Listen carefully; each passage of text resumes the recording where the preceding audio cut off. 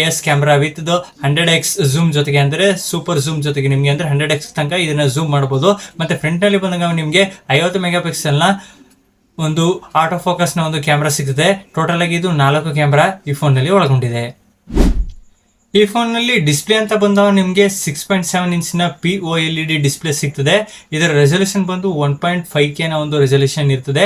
ಮತ್ತೆ ಇದರಲ್ಲಿ refreshing rate ಅಂತ ಬಂದಾಗ 144 ಹರ್ಟ್ಸ್ ನ ಒಂದು ರಿಫ್ರೆಶಿಂಗ್ ರೇಟ್ ಇರ್ತದೆ.